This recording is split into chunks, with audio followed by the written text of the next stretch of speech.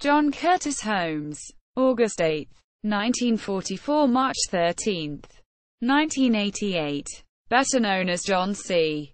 Holmes or Johnny Wad, after the lead character he portrayed in a series of related films, was one of the most prolific male pornographic film actors of all time, with documented credit for at least 537 films.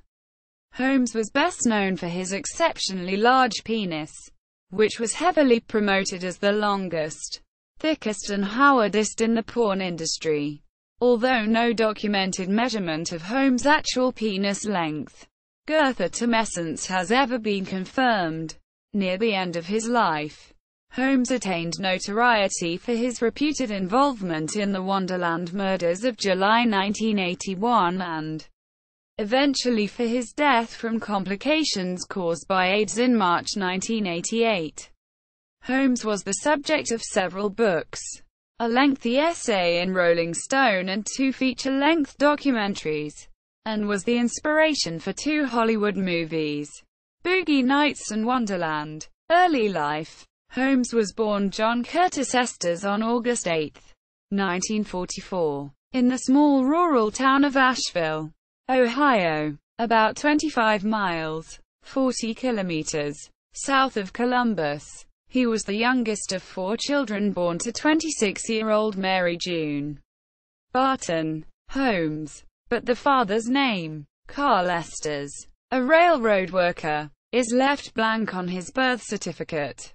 Mary Barton had married Edgar Harvey Holmes, who was the father of her 3 older children, Dale, Edward and Anne. She and Holmes were married and divorced 3 times, as is documented by wedding certificates dated April 13, 1936, August 13, 1945, and September 12, 1947. At the time of their first marriage in 1936, Edgar Harvey Holmes was 35 years old and divorced, while Mary Barton was 17.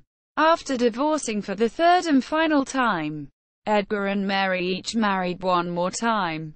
Mary changed John's surname to Holmes when he was a child. In 1986, when Holmes applied for a United States passport for the first time prior to a trip to Italy, his mother reportedly provided him with a handwritten copy of his original birth certificate. Holmes learned his biological father was Carl Estes. Holmes' mother was said to be a devout Southern Baptist and with her children regularly attended the Millport Chapel Church, where he had perfect attendance. In contrast, his stepfather Edgar was an alcoholic who would come home inebriated, stumble about the house and even vomit on the children. As a child, Holmes enjoyed a reprieve from his turbulent home life when he visited his maternal grandparents, John W. and Bessie Nagelin Barton. Mary divorced Edward when Holmes was 3 or 4 and moved with her children to Columbus, Ohio, where they lived in a low-income apartment project with a friend of Mary's and her own 2 children. The 2 women worked as clerks and waitresses in order to support their young children. When Holmes was 8, his mother married Harold Bowman on December 31, 1951. Shortly afterward, Holmes and his family moved from Columbus and settled in the small town of Pataskala, Ohio, about 10 miles east of Columbus. Holmes recalled that Bowman was a good father until Holmes' younger half-brother David was born, at which point Bowman reportedly lost interest in his stepchildren and began neglecting them. Holmes left home at age 16 and enlisted in the U.S. Army, with his mother's written permission. He spent most of the 3 years of his military service in West Germany in the Signal Corps. Upon his honorable discharge in 1963, Holmes moved to Los Angeles, where he worked in a variety of jobs, including selling goods door-to-door and tending the vats at a coffee nips factory. During his stint as an ambulance driver, Holmes met a nurse named Sharon Gebernini in December 1964. They married on August 21, 1965 in Monterey, California, after Holmes turned 21. In April 1965, Holmes found work as a forklift driver at a meatpacking warehouse in nearby Cudahy, California. However, repeated exposure to the freezing air in the large walk-in freezer after being outside inhaling the desert hot air caused him severe health problems, leading to a pneumothorax of his right lung on 3 separate occasions during the 2 years he worked there. Sharon had health problems too, as during the first 17 months of her marriage to Holmes, she miscarried 3 times. Career. Filmography. John Holmes was to the adult film industry what Elvis Presley was to rock and roll. He simply was the king.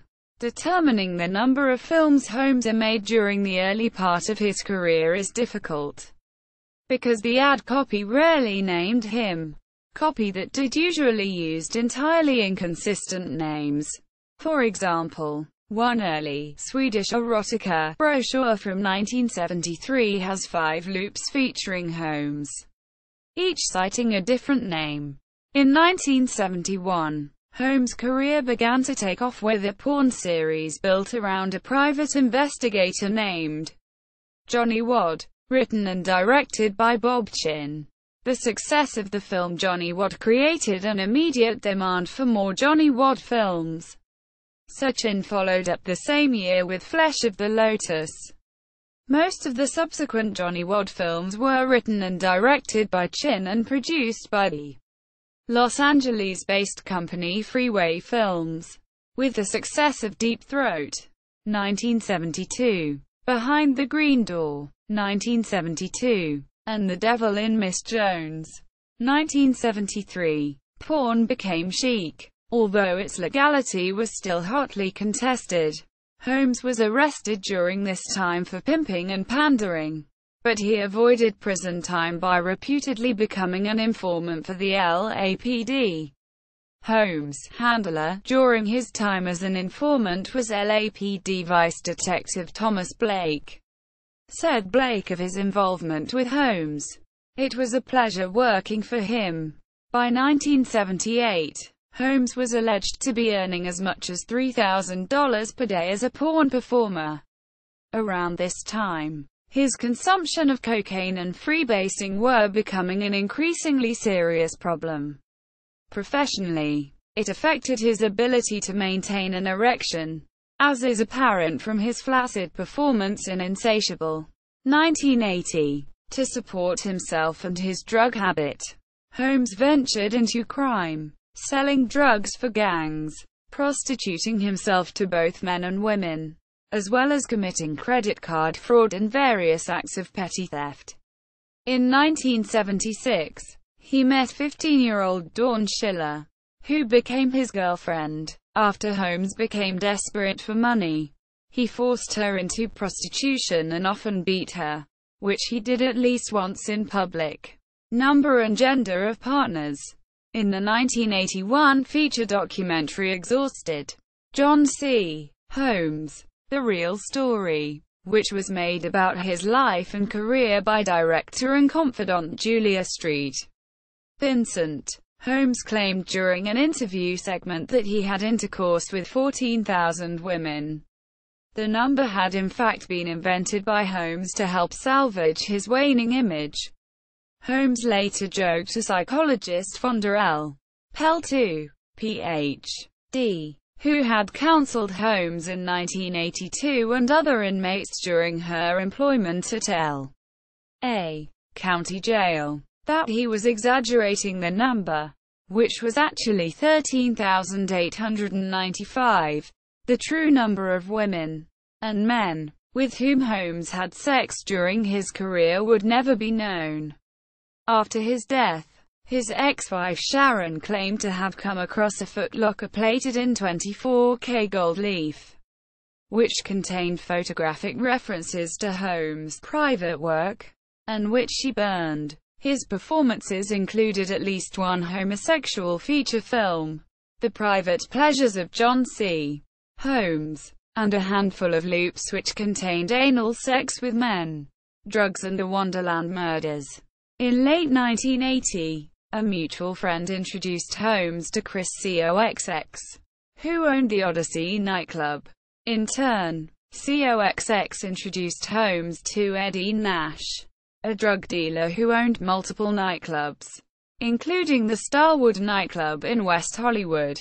At the same time, Holmes was closely associated with the Wonderland Gang, a group of heroin-addicted cocaine dealers, so called for the location of their hangout, a row house located on Wonderland Avenue in the wooded Laurel Canyon neighborhood of Los Angeles.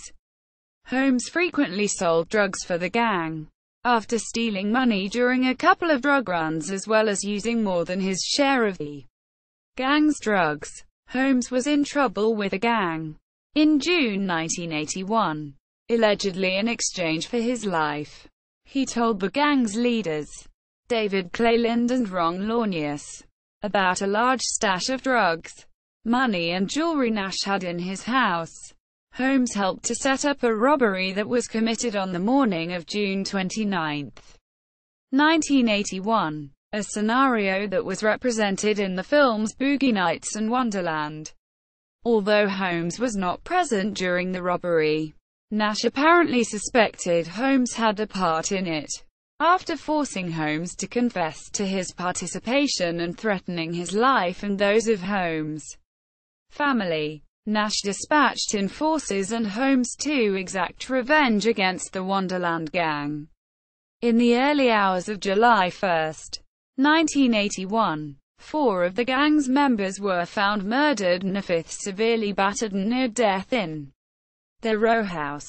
Holmes was allegedly present during the murders and left a left palm print, not bloody, as Los Angeles media outlets covering the story erroneously reported, over one victim's headboard. But it is unclear whether he participated in the killings. Holmes was questioned regarding the murders in July 1981, but he was released due to lack of evidence. He refused to cooperate with the investigation and, after spending nearly 5 months on the run with Dawn Schiller, Holmes was arrested in Florida on December 4, 1981, by former LAPD homicide detectives Tom Lang, who later gained fame for his participation in the investigation of the O.J. Simpson murder case, and Frank Tomlinson, unextradited to Los Angeles. In March 1982, Holmes was charged with personally committing all 4 murders. After a 3-week publicized trial, Holmes was acquitted on June 26, 1982, of all charges except contempt of court.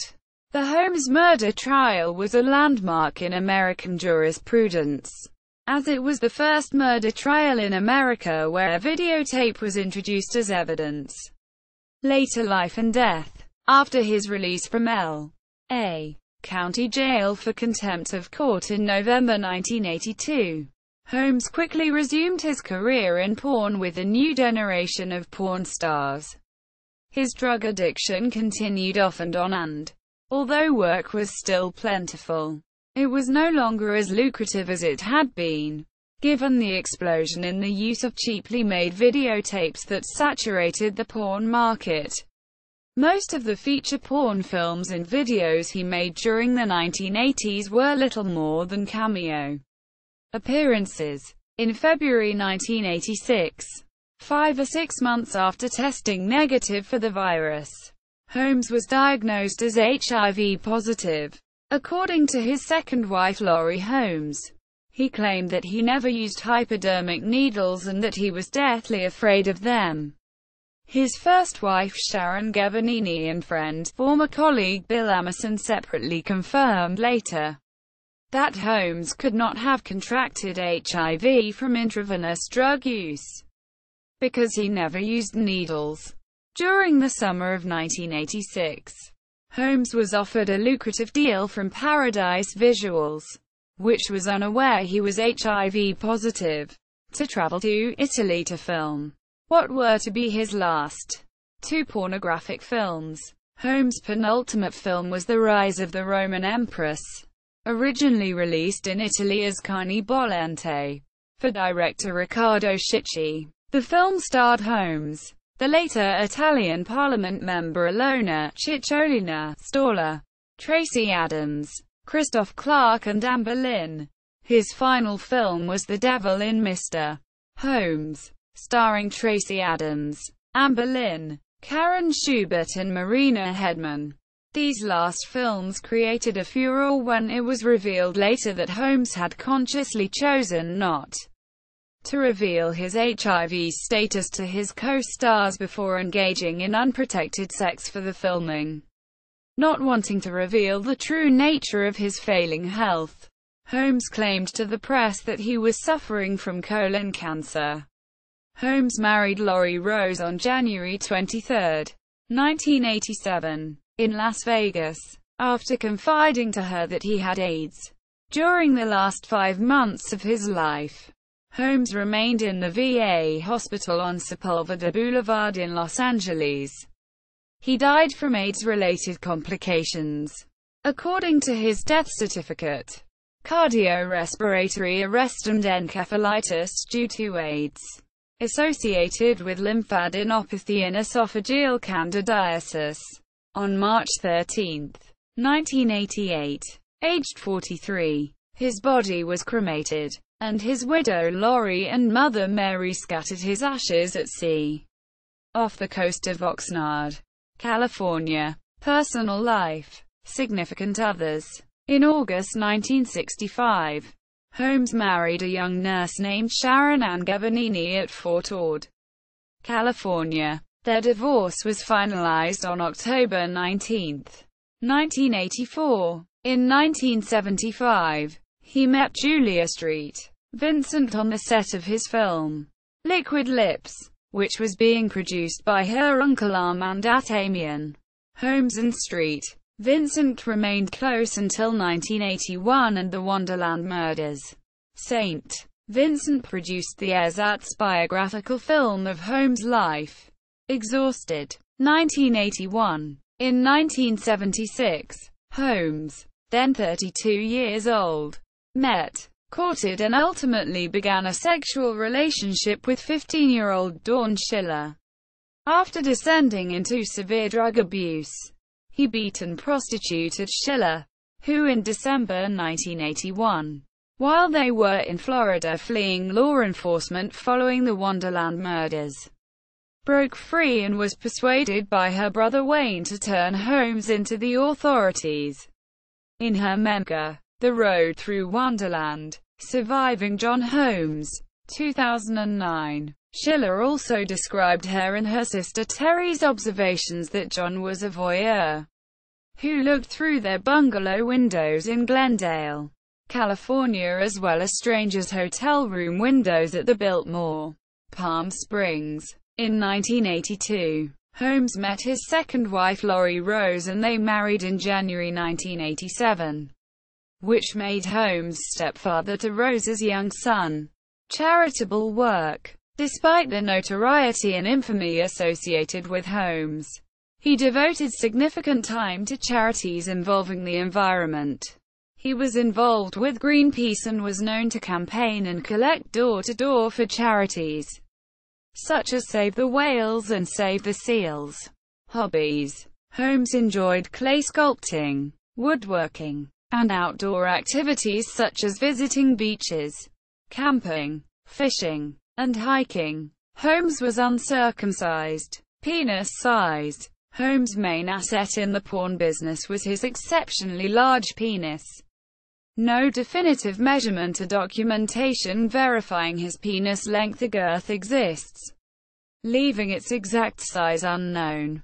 When an actress did her first scene with John Holmes, this was the moment where she learned if bigger was better or not. There was no other test. Veteran porn actress Dorothea Seeker Patton has said that Holmes' penis was the biggest in the industry, and in the documentary film Exhausted she described oral sex with Holmes as similar to filleting a telephone pole. Holmes' first wife recalled his claiming to be 10 inches. 25.4 centimeters. When he first measured himself. On another occasion,